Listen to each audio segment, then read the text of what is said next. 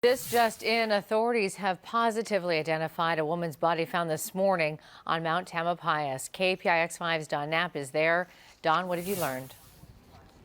And although there was a confirmation within the past hour or so of that identification, throughout the day there was a strong sense about this being the body of Magdalena Glinkowski. The location of the body, the clothing on the body, everything pointed to that. And finally we did get confirmed it was the sad story that we were afraid we'd hear.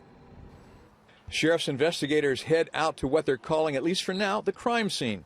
The site of a body found about a mile from where a missing hiker was last seen March 30th.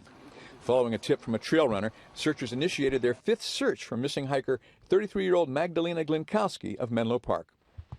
During the course of that search, about 9:24 this morning, two of the cadaver dogs who were involved in the search efforts today alerted to the presence of a possible deceased body in a certain area here on Mount Tamalpais. For a missing person. The search for Glinkowski began after her rental car was found abandoned in the Bootjack Camp parking lot. This surveillance camera photo showed her in the parking lot Sunday, March 30th. Earlier this week, Glinkowski's mother made a tearful appeal for help. She's not the one who would give up, and she would probably, if she's in a difficult situation,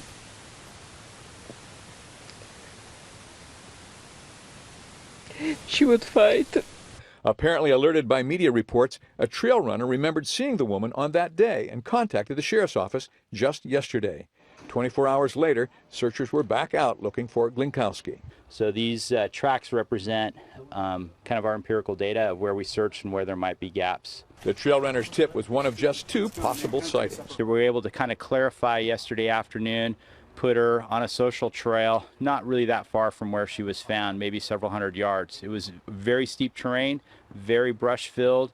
It just took some intensive ground searching. Was this a hiking accident or foul play? Right now, there's no indication of any foul play. There's no indication that this may be anything more than an accident.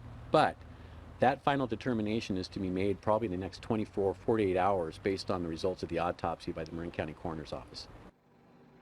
One may wonder how a person could so completely disappear, especially from the eyes of so many searchers, doing 5 searches at least, and ending up not far from where she was last seen.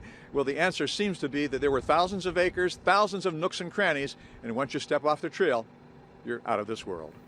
Reporting live atop Mount Tam in Marin County, Don Knapp, KPIX5. All right, thanks, Don.